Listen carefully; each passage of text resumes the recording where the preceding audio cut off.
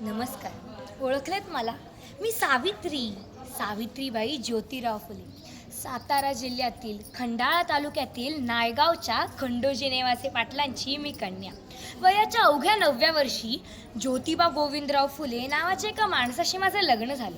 हळूहळू माझ्या लक्षात आलं, ज्या माणसाशी माझं लग्न झालंय तो निव्वळ साधासुद्धा माणूस नव्हे, तर लाखो करोडोंना जगण्याची ऊर्जा देणारा एक क्रांती सूर्यच. 1 जानेवारी, होय, 1 जानेवारी 1848 रोजी पुण्यातील भिडेवाड्यात मुलींसाठीची पहिली शाळा सुरू करण्यात आली. भारतीय माणसासाठी सुरू केलेली पहिली शाळा होती ती. आणि मी त्या शाळेतली पहिली शिक्षिका आणि मुख्याध्यापिका सुद्धा, बरं का. शेळपाटासारखं जगलात तर काम तमाम होतं, वाघासारखं जगलात तर नाम होतं. कार्य खडतळ होतं, जोखमीचं होतं. आणि आम्ही देखील शिवरायांच्या मावळ प्रांतातील मावळ्यांचे वंशज होतो. घाबरणं किंवा कच खाणं आमच्या रक्ताला मानवणारे नव्हतं.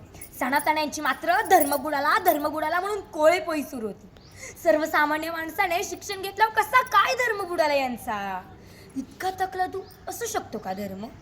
अहो, धर्म माणसासाठी असतो का धर्मासाठी माणूस? माणसाच्या प्रगतीत अडवी येणारी प्रत्येक होडी तरली काय आणि बुडली काय, आम्हास काय उपयोग त्याचा?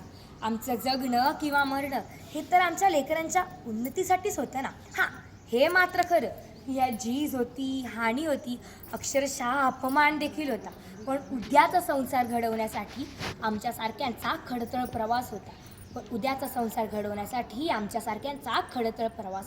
तुम्हाला माहिती आहे, माझ्या आयुष्याला वळण केव्हा आले? जेव्हा माझे पती श्री ज्योतिबा गोविंदराव फुले यांनी मला शिक्षणामध्ये गोडी निर्माण केली, शिक्षणाचे महत्त्व पटवून दिले.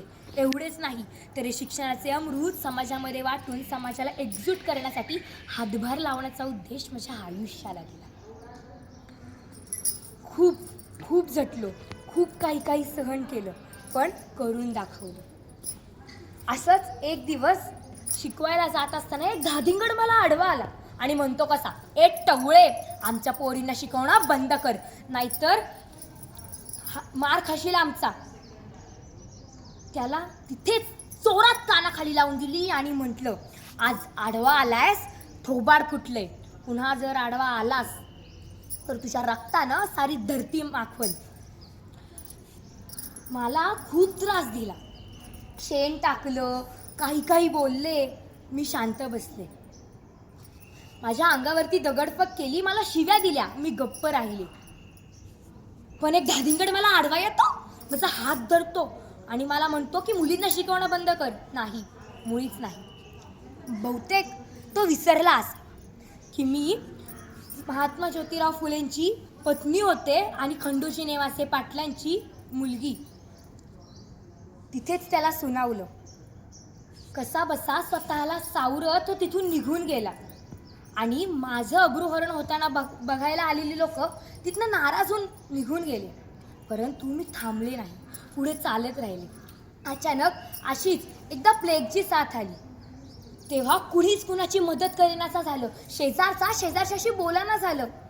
पण मी समाजाची मदत केली. मला हे ठाऊक होतं की कधी ना कधी हा प्लेग मलाही होणार. अहो, तो रोगच होता, तो कधी ना कधी माझी पण शिकार करणारच होता. हो, पण जर हा जन्मच समाजासाठी आहे, हे जीवनच समाजासाठी आहे, तर हे मरण पण समाजासाठीच आहे ना. जर ह्या समाजासाठी मरावं लागणार असेल तर मरणा, तुझं स्वागत आहे. हळूहळू आमच्या एका शाळेच्या 18 शाळा झाल्या. लोकांना हे शिक्षण पटू लागलं. लोक मुलींना शिकवू लागल्या, मोठं करू लागल्या, कारण त्यांना ठाऊक होतं, आज जर मुलगी शिकली तर पुढे काहीतरी करेल. हे त्यांना मीच पटवून दिलं होतं. बरं, चला, फार बोलले, खूप वेळ झाली. थांबते आणि जाता जाता इतकंच सांगते, माझ्या हातात आजही तेच पुस्तक आहे जे पूर्वी होतं. पण बदल फक्त पुस्तकात नाही, तो तुमच्या हातात आहे. कारण ज्या दिव्याची वाट 1848 रोजी पेटली होती, तो दिवा आजही हेच सांगतो की शिक्षण हेच खरे स्वातंत्र्य आहे.